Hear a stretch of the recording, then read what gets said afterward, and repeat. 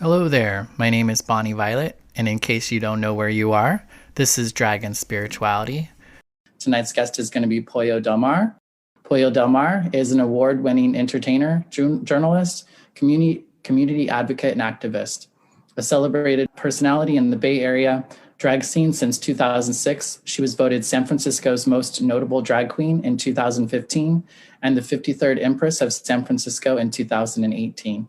She feels drag provides an opportunity to utilize God-given personal strengths while fostering interpersonal connection and a sense of belonging for others, which she considers the basis of spirituality. Here's Pollo Del Mar. Hey girl, how's it going? Good, how are you? Great, thanks so much for being here this evening. Oh my gosh, thanks for asking me to join you, of course. You look gorgeous. Let's get that out of the way. Thank you so much. You look gorgeous. Thank you. You're serving me extra shoulder. You're like, oh, look at my shoulder. Always showing your shoulders off. I don't know why. It's just a thing I do. The hair's always to the side and the shoulder's always out. Well, I should have done that because the shoulder is about the only part of me that hasn't gained like 20 pounds during COVID. Right. I read somewhere that an average, like people have gained an average of 16 pounds during shelter in place. Well, let's just say I've always been above average.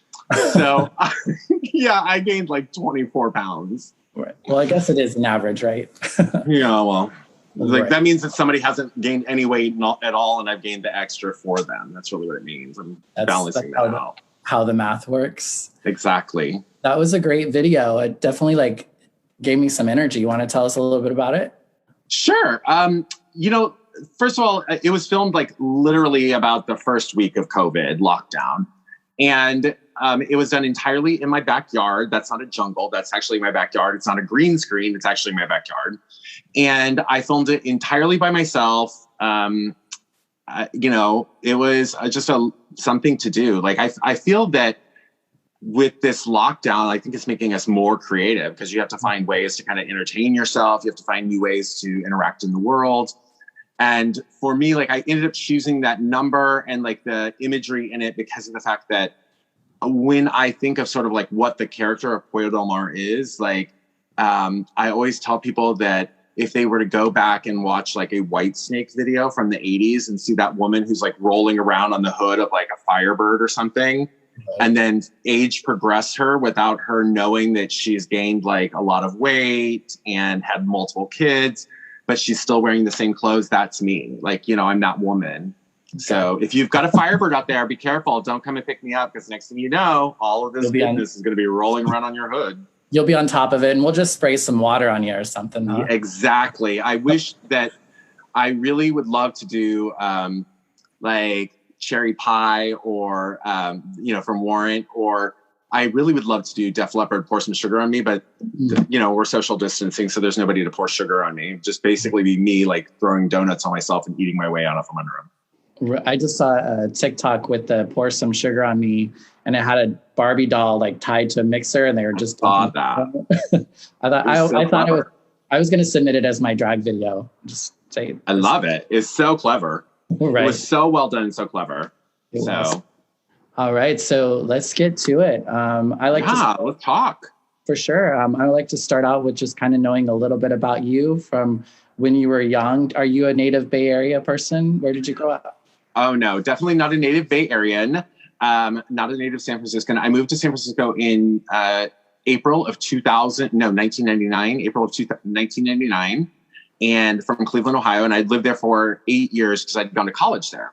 So, but I was born in Ohio and then we moved to the Houston area in Texas for about from the age of 6 to 14. And then my family relocated to Florida where my mom and my sister, my nephews and niece still live. My sister still lives in my hometown. My nephews just graduated from the same high school that I did. And then I left there to go to college as far away from Ocala, Florida as I could get. And then I came here 8 years later than that.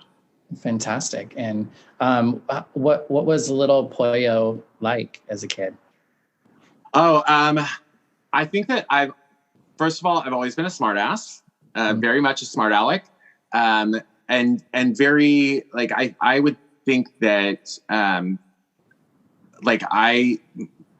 I had a grandfather who spent a lot of time doting on me. And so I think that we spent a lot of one-on-one time together. And I think that he probably educated me beyond what most 3-year-old, like, I had like a very advanced spelling for a 3-year-old or a 4-year-old, things like that. And it's just because I think that I had so much one-on-one time with him.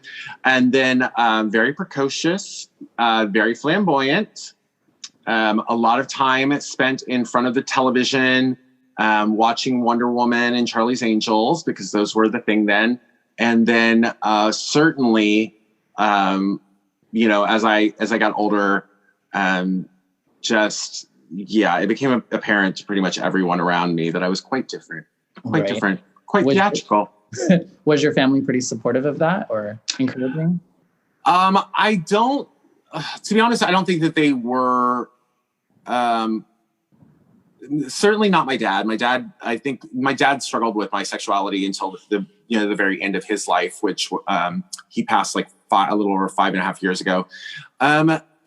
Like everybody else, I think they appreciated the fact and they fostered the fact that I was very creative or different or artistic or however you wanted to look at it. But they certainly, I think, wanted to shy away from the obvious. That was something that I remember my dad, brought up several times. The first time I ever remember it was when I was in 2nd grade, So, and in regards to the possibility of being, like having a different sexual orientation or different sexual identity, it was not something that was incredibly supported early on. Got you. And how were you with that? Were you fairly aware of it from the get-go, or? I think that I was clearly aware that I was different. I didn't know necessarily what that meant for quite some time. I certainly remember having crushes on my little male friends and feeling very much disconnected from most boys my age. And so there was certainly that element. I think that for me, like I remember, as a child, like, given the topic that we're ultimately going to be moving towards spirituality, I certainly remember praying, like, please, like, just like, let me, feel whatever everybody else feels, type of thing. But I also lived in like a tremendous world of fantasy. So like my whole life revolved around fantasy as a young child and escapism through books or creativity or, my own imagination was really key. And I think that prevented me from like probably feeling, until I was at least a teenager, from feeling a lot of the pain that would be associated with that later on. Right. Was your family church going or? No, not at all. In fact, like, not at all. But at the same time, strangely enough, because of the fact that there was no church going to be done by the adults in my family, they still never discouraged us from going to church if we wanted.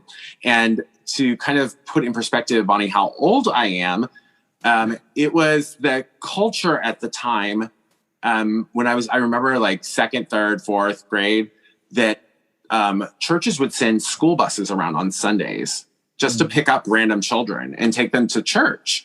And, like, I don't know necessarily that I would want my kids to do that now, like if I had children, but my parents never had a problem with it. I think they just wanted us out of the house. Right. But at the same time, like I used to actively seek those out and then I continued to dabble in various, and it was interesting because it was never the same denomination. We would move very often. It would be just different churches, but I loved it because I loved the musicality of the church, most church environments. And, whether it was the choir or the organist or just the singing of hymns between, and I always really loved that. And I remember being significantly older, like, as a teenager and seeking out that. And I loved, at that time, my family lived in an area where it was largely Pentecostal. It wasn't like radical Pentecostal, but when I say Pentecostal, I explicitly just mean the kind of music that they perform in a Pentecostal church. It's very much like, it sounds to me like mostly like the Allman Brothers or things like that, like these boy bands, like basically the all male groups of the 60s and 70s. And a lot of the music sounds like that. And I just loved it. I always loved it. Yeah. I grew up very similarly. My parents were not church going folks, but I loved going. It was like, I just had a lot of fun with it. Yeah, and I me too. tried on lots of different ones too. Has you always been that way? Like when you went off to college and left high school, did you still like, has church always been a part of, I guess, your growing up? Yeah, yes. But interestingly enough, like, I always really loved the church environment, but I always very much divorced myself from a lot of the like literature and a lot of the preachings because of the fact that I don't know if it was because of as I grew into an understanding about my identity or if it was something else, but I recognized that what I felt a connection to in the environment of the church did not align with what the preachings were. And a lot of that, specifically what I mean is like the kind of judgment that I felt for who I knew I was, even if I wasn't open about it. But I went to a Methodist college, and even though, you know, that was sort of the trappings of it, it was basically just a liberal arts college. It wasn't, you know, no religious requirements or things like that. But I went to chapel every, you know, couple months or whatever. It's always been something that I enjoyed doing and would continue to do. And then I eventually became involved in San Francisco as part of the MCC church. I really liked some of the messaging they had. I liked the diversity. And of course, by that time, I was a fully grown adult, openly gay, out, and living here in San Francisco. And I continued to visit that church until, unfortunately, they had some issues with the building and it was condemned, I think. And they moved locations and I never sort of picked up after that. How long ago was that? Oh God, a very long time ago, Bonnie. Thanks for putting me on the spot, girl. For Thanks sure. for putting me on the spot. Definitely. That's what I'm here for. So when did Pollo come to play? Pollo was born on April 27th, 2006. It was a fundraising event for a large sober conference that happens here in San Francisco. And I've been very open, like with anybody who would be viewing this who may not know me on a personal level. I've been very open over the course of those almost 15 years now about being a sober individual. And I was already 2 years sober when Pollo was born. So it was a journey. It was an interesting turn of affairs because I did not anticipate it becoming a thing, really. Had you ever thought, so you had never really thought about doing drag prior to doing it? I had done, you know, like I always tell people, like, I have a photo of myself when I was a baby in a bassinet, and my grandmother had put this like bandana on my head with a bow, and it was like tied in the front. And I was like, this is my first time in drag. And then when I was in, I want to say like 6th grade, I convinced my grandmother that Boy George was not really gay, that he was just a showman. And I went as Boy George for Halloween that year. And then a couple of times when I lived in Cleveland, right before I left, I remember I started to dabble in the concept of drag there. And it was very different than the drag that's presented here. It's very different than the drag even that I presented in 2006, which is radically different than I am now too. But that was like a little bit more slightly club kid oriented, not like hyper club kid. Like I've seen some of the looks you've done and some of even the looks that I've done, like they're very in that realm. It was just a little less pageanty, I would say, than what I am now. And so I played with that idea, but I recognize now, so far into my career and so far into the journey in sobriety, which has allowed me to get to know myself in a lot of ways, that there were two factors at play that prevented me, I think, from exploring it more. Number one is that in Cleveland specifically and throughout the Midwest, at that time, and I'm talking like the late 90s, the majority of the drag entertainers that I encountered were actually, they identified as women. They were trans women, you know, who what I would call showgirls. They were trans identified women who did shows as a form of like earning a living, to be honest, because in those areas, like if you're a trans woman, and most of them were, looking back, trans women of color, so like they had such limited options of what they could do. And so that's what I sort of viewed drag as. There was only one drag performer in Cleveland at that time that I can think of, maybe two, who did not identify as a woman. You know, they were not trans. So that really prevented me from exploring it more, because it did not seem like I would fit in there. Gotcha. And then the other element of it was what I now recognize to be my own internalized homophobia. Like I did not feel quite confident or comfortable enough with myself as a 25-year-old, 24, 26-year-old male to young gay man to do that, you know, to embrace part of that element of myself, I guess. Yeah, yeah. So how did you land on Pollo Del Mar? It is, the story behind it is like pretty mundane. I was on a date 2 years before I ever decided that I was ever going to do drag. And there was a menu item that said Delicia Del Mar. And I said, oh my gosh, if I ever did drag, I would be Delicia Del Mar, because it sounds so glamorous. Right. And then as I fast forward, as I grew in my sobriety, I saw other people who did these like occasional fundraising events, and, you know, they would do it once and it would be like 5 years later and people would be like, hi, Betty, you know, and I did not want people, even early on, I didn't want to have a name that felt like a woman's name, you know, because at that time I didn't really perceive this character to be entirely, it was very different than what you're seeing in front of you now, the presentation of it. And so I wanted something that was innocuous and a play on words and funny. And this was around approximately like a couple of years after the Chicken or Fish, Is It Chicken or Fish, with the Chicken of the Sea from Jessica Simpson. And I'm embarrassed to admit, but I'm an unabashed Jessica Simpson fan. So it just seemed appropriate. Right. Yeah. We do have our first question from the audience. Okay. Leandro Gonzalez asks, how did you get involved doing community service charity work? So first of all, thank you, Leandro, for watching. Leandro and I had the pleasure of spending a year together as Emperor and Empress of San Francisco. And, you know, from the very beginning of my drag career, it was based in fundraising. Because the very first time Pollo Del Mar ever stepped on a stage, it was to raise money for that conference, you know, for the sober community. And while it quickly evolved into something so much greater for me, meaning a career, it became my career for quite a long time. One of the things that I've always recognized is that when I was doing something at that time that was incredibly unique, and that's that this persona, this character that you're talking to, Bonnie, was paying my bills. And, you know, drag was paying my bills, and I'm talking my rent, my everything in San Francisco. And there's only a handful of people at that time, and maybe only a handful still, that could really say that. And what I took from that experience was an understanding that we talk about a lot in sobriety. And that's like that I was grateful. You know, I was grateful.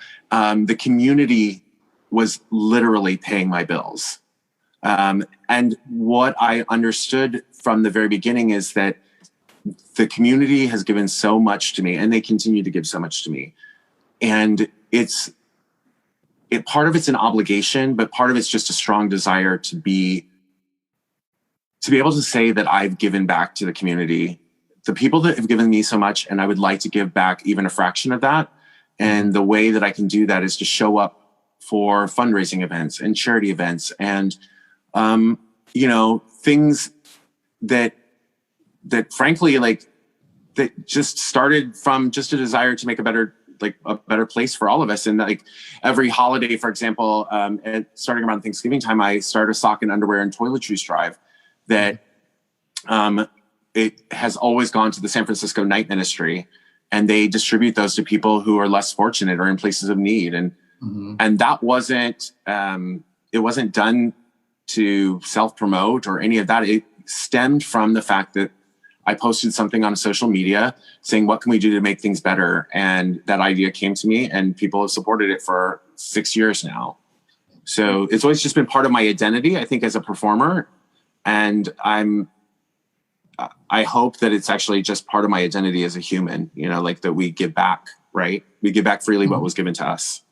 Definitely, yeah. That speaks very much to a lot of why I wanted to talk about drag and spirituality together. I think that drag queens to me are spiritual beings and leaders in the sense they lift spirits, they raise money Mhm, for community, they take care of like especially the court system. You know, they've mhm, done so much absolutely. for our community all across the United States. And I mean that's the stuff I want to see churches do.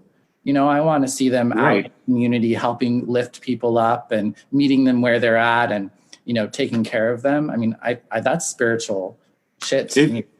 it is, and that's like, um, I think that, I think it was mentioned in my bio, which people may or may not have caught, but, I look at, um, when I look at the church environment, for example, what I gravitated towards when I went to those churches, yes, it was the music. I already told you that, but part of it was that when I was there, I felt a sense of connectedness, and only a small part of that was actually to the people around me, because most of the time I was going to church with literal strangers that I'd never seen before and possibly would never see again.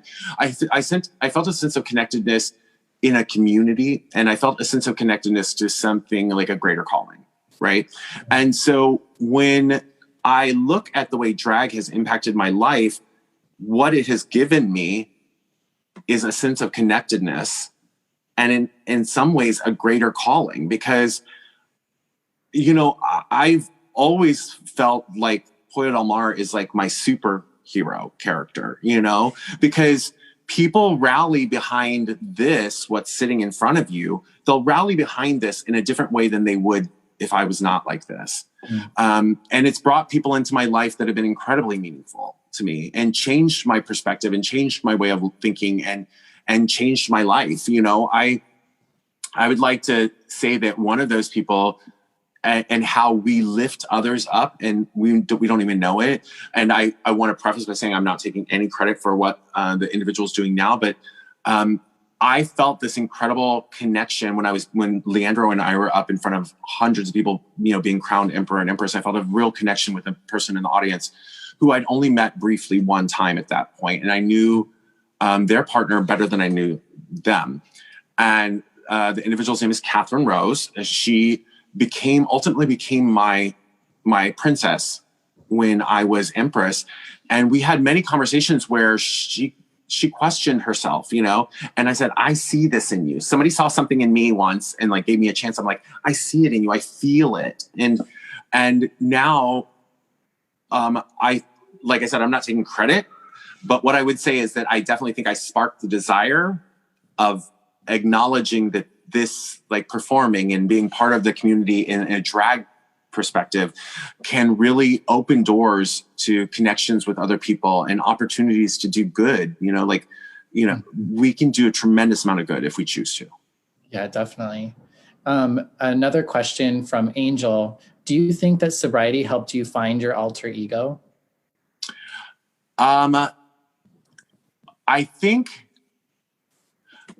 I don't think that sobriety helped me find Pollo. What I will say, and I've said many times before, I think that finding Pollo kept me sober. I really do. I was 2 years sober when this whole journey of drag began for me. And what I can say with all honesty is that I had gotten to 2 years of sobriety, but I did not feel like I felt still out like an outsider. Even in the sobriety community, I felt like an outsider. And part of that was, the baggage I brought with me. And part of it was some circumstances. I went into a long-term rehabilitation facility that really kept us quite isolated for quite a long time. And it was difficult for me to make connections coming out of that. I felt I had given up to become a sober person. I had to give up almost everything I knew about myself before. And there were so many layers of that. I was the life of the party. I was, believe it or not, viewers, I was like a young, I felt like a young, hot gay man, you know, and I was like the center of a massive social circle that revolved around bars and nightclubs and drugs and alcohol. And all of those things were the person that I thought I was, you know? And when it became apparent that the drugs and the drinking specifically weren't working for me anymore, I didn't know how to detach that behavior from the identity I'd carved for myself.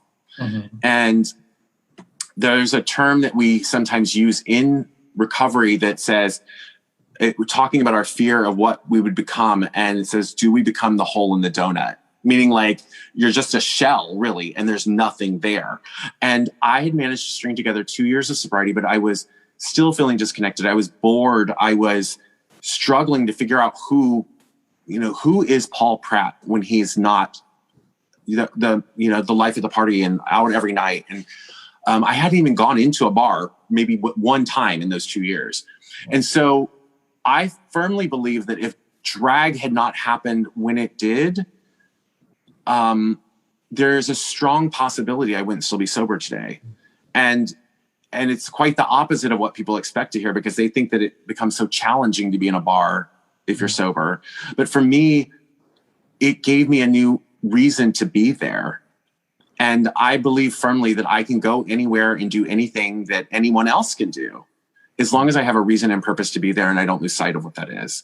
Right. So if my reason and purpose to be in a nightclub now is to entertain people and to earn a living and to do a performance and do a show or raise money for our community, I can do all of those things. And then when those are done, I have given myself permission to go home, right? Like I don't have to stay until the bar closes. I don't have to be the last one out or the last one to pass out or whatever the case may be. But so to Angel's question specifically, like, I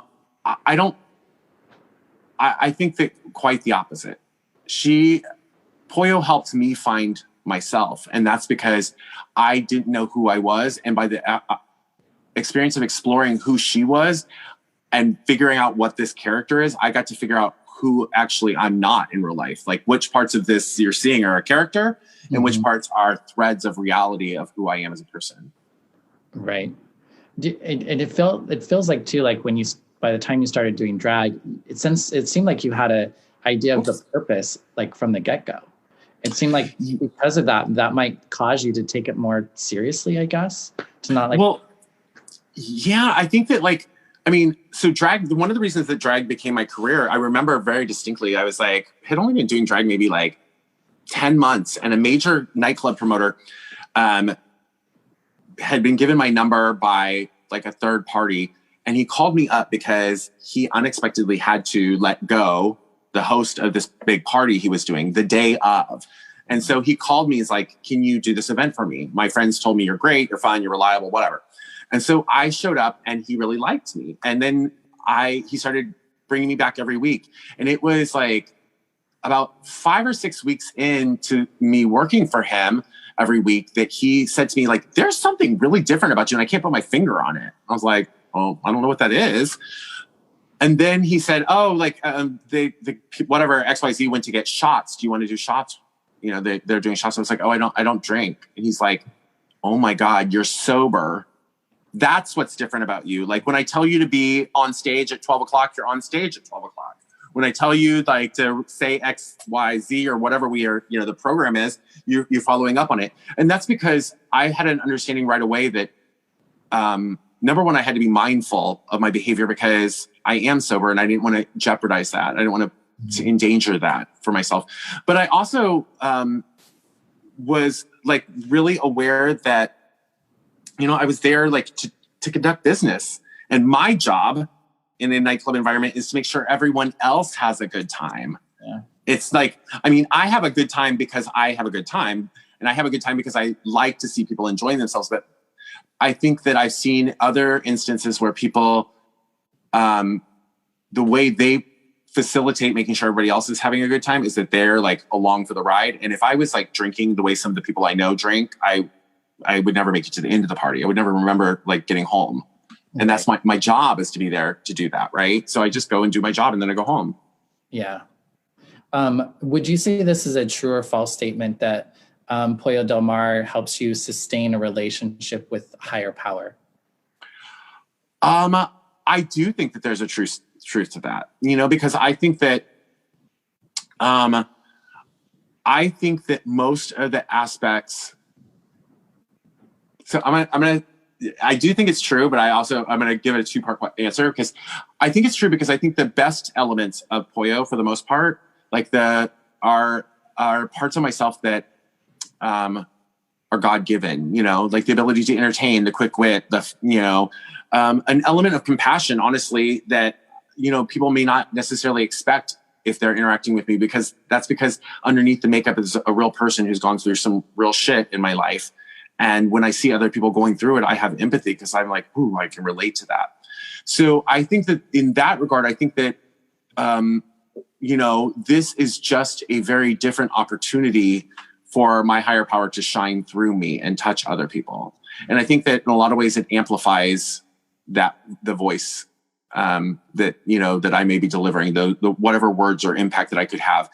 Because I believe that, like, higher power, God, the universe, whatever, like the greater good speaks through each of us as humans. Like, I think it manifests through us, and other people feel that. And then I'll say on the flip side of that is that I think that, Pollo Del Mar also has, like, I can turn up the volume on every flaw that I have as a human as well. Because under the guise of drag, like being a horrible person, being a bitch, being all these, mean, like catty, gossipy, all of those things, like, they can play hand in hand with this persona very well. And those are parts of myself that I have acknowledged exist. And they're parts of myself that I don't always love. Bonnie, I don't want to, it's happened so many times, and I try to be more mindful, but so many times I've said something just to be funny, and it cut a little too close to somebody and it hurt them. And, in the moment, like, get over it, whatever. But I still go home, and when the makeup comes off, like, the real person comes back, and I'm like, oh, damn, you did it again. And it wasn't kind. It wasn't, it wasn't necessary. It's not necessary to hurt somebody's feelings for a punchline. Right. And quite honestly, I'm notorious for doing that. And I hope that I'm getting slightly better about circling back to people that I care about and letting them know, like, I acknowledge that I went too far, and I'm so sorry. What can I do to make it better? Right. Yeah. I mean, I knew, I guess I spent more time with you before I knew you were Pollo, and I was always just very impressed with your spirituality, the way you talked about. Thank you. Your presence, and then the thought of you also being a drag queen was really intriguing to me. I hadn't even done drag yet, so it was a very I don't know, it was this cool kind of immersion of drag and spirituality. And even a year ago when I first did this event, you were like the first person I thought of to participate in. Aww, thank you. Yeah. I think that there's something to be said for having done enough work on myself, right, over the last, because it's been 16 years for me that I've been sober and clean of drugs and alcohol. And there's something to be said with coming to a point of working on an understanding of myself innately, that I try to have that through line of authenticity, like the person that I am. Like, I may turn the volume up in areas, when I'm dressed up, but I still would like ultimately that person that I'm working towards becoming to be present when I'm Pollo Del Mar. Okay. And a big part of what I think for me, to our topic, guides me in who it is that I want to grow up to be, basically, as a sober person, comes from a connection of God consciousness, of being guided towards the greater good, like the next right thing, the good orderly direction, however we talk about it, like those are the things that I want to come across a little bit more. And I think that when people, depending on what day you catch me, like some days I'm like so easygoing as a, outside of drag and laid back and funny and sassy. And other days, like, especially if I'm around certain groups of people that sort of, it's almost like they flip the Right. Pollo trigger, you know, like they flip the switch, and this comes out of me because it is part of who I am. But when I'm around my girls, when I'm around, and like when I'm around MGM or Bobby Friday, or like other people who are my super close, like my family unit type of thing, it flips that switch in me. And like, sometimes I'm like, oh girl, this is going to be, it's all bad. People run away from us, you know? Yeah. I think it can be really challenging because I feel like as a drag, when you get into drag, it feels like you're supposed to be a certain way, like, you know, like not even just aesthetically, but like your attitude and all of that, like is supposed to be like sassy and like, I don't know, whatever, which has always been a little challenging. I feel like I'm just the same person, like regardless. But yeah, go ahead. Well, I was just thinking like, so in my past life, before there was a Pollo Del Mar, I was and even after there's been Pollo Del Mar, I was a journalist, and I used to interview a lot of celebrities, and it was a number of years before I did drag. But I remember talking to RuPaul, and I did an interview with RuPaul and I asked what the difference between RuPaul Charles is and RuPaul Supermodel of the World. And basically, for those of you who do not understand, like, what is the difference between the person he is and the person she is? And he said that RuPaul Supermodel of the World basically takes all of the personality that he really has pre-existing and turns the volume up to like 12. You know, like it's all there, but the character comes out at the maximum volume, right? And I really started to be able to relate to that later on when I started doing this, because like I said, like all of the parts of her exist in me because I'm not that great of an actor, you know? So I just have to turn the volume up. But the problem becomes sometimes when you become very accustomed, like, it's like if you drive a fast car, it's almost difficult to make it go slow, you know, because it has the capacity to go 120 and barely touch the gas and you're like off and running. Well, some parts of my personality are like that, you know, like my tongue is sharp and my wit is quick, and my, you know, like the comedic part of who people see on stage, it exists there. And so if I don't legitimately sometimes say, like, just be mindful, just be aware of where you're at. You're not in drag. You don't need to, like, it can happen. And there are things, as I said, that become excusable when you're in drag that are not excusable if you're not. And that leads me to ask myself sometimes, like, well, is it excusable if I'm in drag? Even, you know? So it's a different beast. What would you say what's one thing that you don't like about drag? I think that about myself in drag, or about drag as a whole? Just drag. I'm just in what kind of comes to mind, whether it's the community, the scene, performance. I don't know. I mean, I think that what comes to mind that I don't specifically love sometimes about drag is I think that by the very nature of it, I think that it does amp up sometimes our worst traits also, you know? And I notice that even I fall into it as bad as the next person at times, but I notice that it can create a sense of hyper competitiveness between people, and in situations where there's no need for competition, you know, like if I enter into a room backstage at a drag show, it's not like I'm walking into the workroom at RuPaul's Drag Race. It's not like eliminate all these bitches until I'm the last one standing. You know, it doesn't need to be that way. And I think that for some of us, and I say, I don't want to, maybe I should just say for me, I spent many years where I was that girl, you know, I was very competitive, and it's because it became right away a career for me. So there was money involved, and then it became an ego boost for me. So there was ego involved, and ego and money don't mix, really. I mean, it's a bad combo for anyone. And then, and I became super public, right? Like this persona became super public for me. And so you're getting a lot of stimuli from other people. And it can be sometimes, even if you don't want to, if other people want to pit you into a,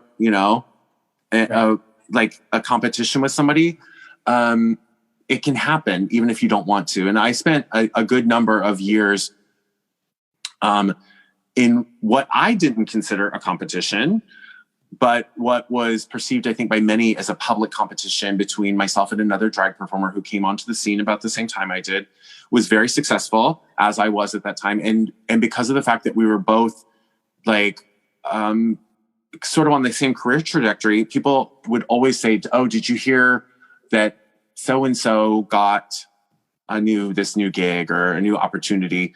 And I would legitimately say, like, well, I'm really happy for that person. Like I don't want to feed into the negativity because it ate at me, it ate at my soul. And also because I don't operate from a place of scarcity. I don't think there's a scarcity. I think that you make your own opportunities. If you go somewhere and something that you want isn't available, so you just make the opportunity, like do it. But I definitely think that hyper and like amped up sense of competitiveness for me has certainly been a challenge. Mm-hmm. What would you say to somebody who is considering doing drag, or maybe even sobriety, or like the two together? What would you say to someone? Well, I mean, I think that one of the key threads that ties the two together for me is like, there's a strong possibility that one or both could change your life in ways that you would never expect. Because in sobriety, the thing that we often say is like, you can get a life beyond your wildest dreams, right? And for me, the drag is a real exemplification of that statement, because when I walked into sobriety in April 20th of 2004, I would have never, ever, first of all, I couldn't even imagine going 30 days without doing the harmful behaviors I was doing, right? Much less that 16 plus years later, I would have made a name for myself, surrounded myself with so many beautiful people, been given the opportunities that I've been given, gotten to experience things that a person who comes from where I come from and grew up with the means that I grew up with, which was not much, who faced some of the adversity that I did, as I think so many of us queer people do. Mm-hmm. Like, had somebody said to me back then, all of this was going to happen because you're going to become a drag queen, right? I would have been like, no, that's actually not going to happen, but but it has happened. Like, I did get and stay sober, and it changed my life. I did become a drag performer, and then it became part of my identity for the rest of my life. No matter what, I could stop today and this would always live on because people would remember this character. And that has changed my life. So, I think that that's part of it, is that, like, just know that, like many decisions, they can change your life, but mm-hmm. in terms of what I would say to somebody who's considering sobriety, it's just been my experience that people who think about that being something that they might need to look at, if it's not something that's probably impacting your life, if you're drinking or you're drugging or your whatever your decisions aren't negatively impacting your life, it probably never occurs to you that you might want to explore that. So I would just say that if it has come to your mind that you think that drugs and alcohol, your choices and your decision-making may have reached a point where you have lost control of the narrative in your life, then what do you have to lose by trying that, really? My experience has been that it was a difficult decision, and it sometimes has remained a difficult decision to maintain one day at a time, but it legitimately has changed my life. Mm-hmm. And the thing that I would say to somebody who is looking to do drag is that for me, drag is really about transformation, and that can take on many different facets. I certainly have styles of drag that I love more. And I think that most of the time I exemplify those, like I obviously created an image for myself that I love based on the things that I enjoy. But at the same time, like, I have never shied away from doing things that are like strange or unique or different. And I think that just as I said earlier, like about trying to like, you know, take back some power in my narrative of, you know, like of my life, like the way my life had spun out of control, taking back some of the narrative through my decision making and choices as a sober person. Like, I think that applies also to drag. Like, I don't let somebody else's narrative of what drag is supposed to be, or what my drag is supposed to be, or who I'm supposed to be because I do drag, control me. So that's what I think I'd say. Great. I was curious about like sexuality and how has been balancing, I guess, drag, spirituality, and potentially sexuality. Yeah. So first of all, like, I think that for a lot of performers, I've heard that there's like an intersectionality between their drag and their sexuality. That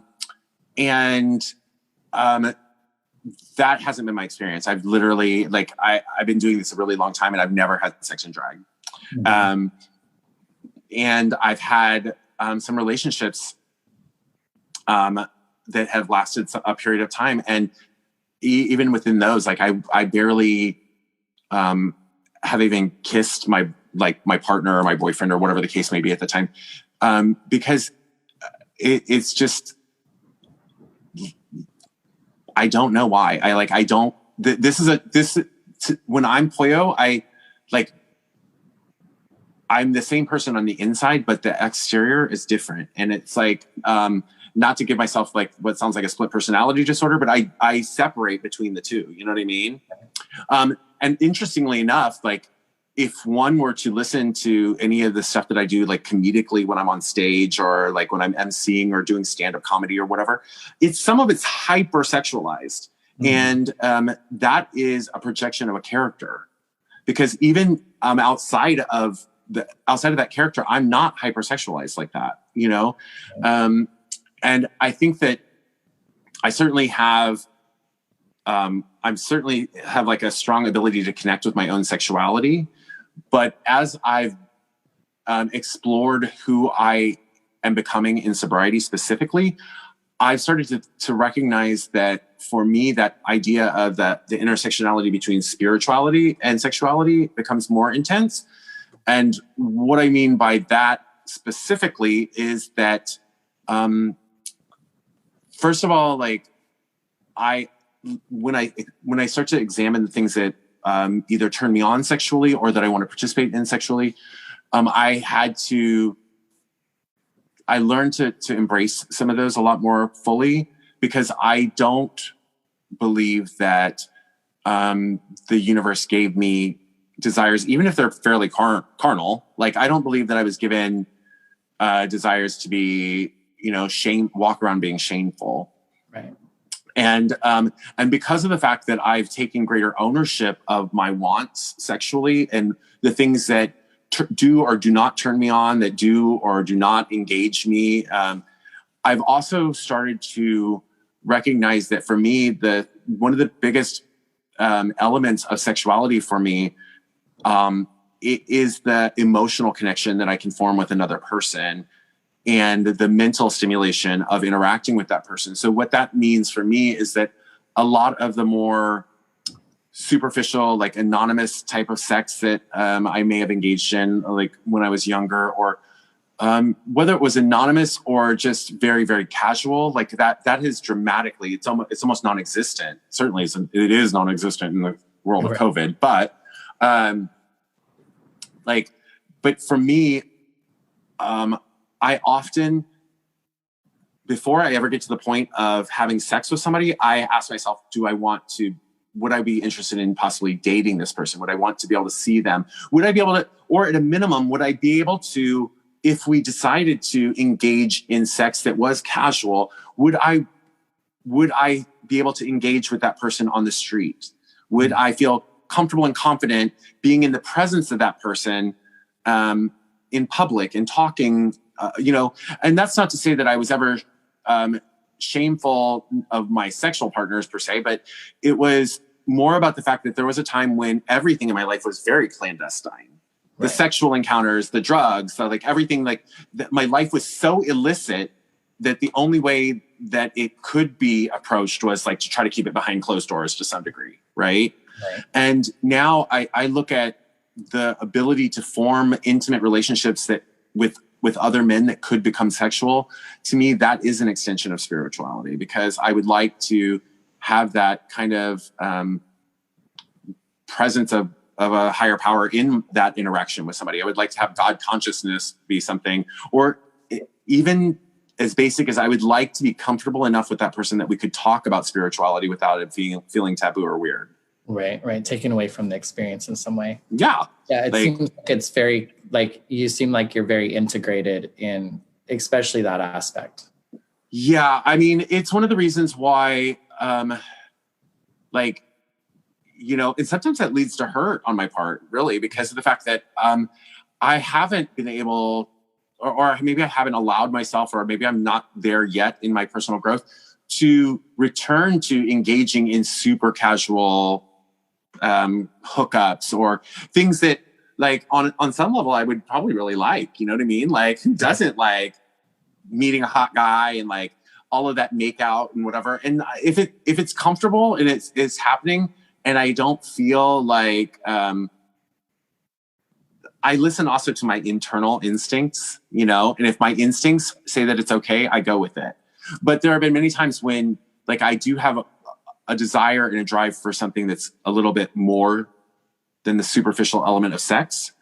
And I think that when you are really comfortable with that, with yourself, I think that people pick up on it. And I think that it can drive people away, even, just because they're picking up on it. Like, oh, this person's looking for a little bit more than just a, little pokey. Yeah. So we're right at about the end of time. There were a couple of questions that we didn't get to, but I wanted to try to do like a quick fire. So like, I'll ask the questions. They're not really like quick answers, but try to just say what first comes to mind in a couple of words, and then we'll ask the next one. Love it. So what growth would you like to see in the drag community? My quick answer on that is that I would like to see the growth in our community to be that we recognize that we are a sisterhood in some capacities. And that crosses so many different boundaries and, genres of individual. And I would like to see us tear each other down a little bit, a lot less, actually. Yeah. What is the most challenging thing for your spirituality? Asked Ken Harper. Ooh, thank you, Ken. The most challenging thing for my spirituality, I think, is at the moment, feeling really isolated. I'm a type of individual that, as I just said early in this conversation, like, for me, spirituality, the voice of God, of creator, of nature, of the universe, comes through other human beings. Like, I can talk to you, Bonnie, and I can hear nuggets that I think are God sent or sent from my creator. I could talk to Ken and get those same things. But right now, quite frankly, I'm trapped in my head a lot. And so unless I take special efforts, which I've been doing to, like, go out and be part of nature and be around other people on a limited basis, it's very easy to begin to lose that sense of connectedness that for me represents spirituality. Right. And what are some of your spiritual practices today? Oh, gosh. My spiritual practices actually are more significant than I would have ever imagined them being. I pray and I meditate every day. My prayers are not always long or complex. They can sometimes be very short and to the point, like, I need help, or even just the word help, that's a prayer to me, because I'm asking for something outside myself to connect me. I meditate every day because, as with, I think, so many people, my anxiety right now is through the roof with the troubles of the world. And sometimes I feel like my responsibility is to fix those in some capacity. And so I meditate every day to try to calm my mind. I do breathing practices as part of those meditations. I also try to do something creative every single day. And as I said, the reason for me that is connected to spirituality is because I think that my creativity And I think that it's given to me certainly by something beyond myself. It was there from literally the day I was born. And that means that it was given to me by Creator. Yeah. Fantastic. Well, we are out of time. Was there anything else you'd like to share before we go? I just want to say that I think this is a lovely forum. I remember when you first asked me about it, I had to think for a moment, like, what is the connection between spirituality and drag? And what is that for me? And, ultimately, I think that spirituality is a very individual practice. It's something that we have to connect with on a daily basis for ourselves, just like our sobriety or just like my sobriety. But at the same time, I also think that one of the things that spirituality represents to me is an interconnectedness. And there's been few things in my life, sobriety aside from sobriety, that has given me the sense of being interconnected like drag has. So with that parallel, I think that, drag is an extension of my spirituality in so many ways. And it's certainly an extension of God-given gifts. So fantastic. Yeah, that's exactly partly why I wanted to do it, was to just give people an opportunity to exist in those things at the same time, and for other people to witness that as part of us as well. Because drag is getting consumed by so many people who are not us. And I think they're getting just not all the narratives and all of the depth of who we are. And so that's partly why I wanted to do a little bit of this project, was just to give a fuller expression of ourselves, as well as hopefully allow us to be a little bit fuller within ourselves too, a little bit more connected, interconnected, both with ourselves, but also, that which is beyond us. Yeah. And I think that, like, I think about so many times over the years when, because I'm in drag, and it seems so counterintuitive, but I'll be in drag and I'll be in like a nightclub environment or something, and somebody will come to me because this is the flame that attracts the moth. Right. And then the connection and the interaction is very spiritual. It's very human. It's like sometimes they're much more able to be raw and real and very authentic and genuine with this in a way that I don't think that they might be able to with a person who's not dressed like this, because there's something for them that like there's a disconnect for them. And so we don't represent well, I think in some ways not something real. Right.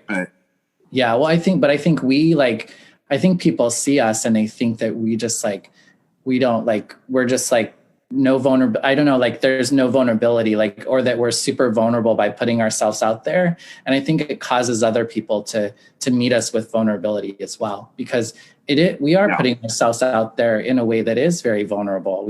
Who knows how the world's going to accept us or understand us. It's not like we're hiding our parts, it's like, here you go. Yeah.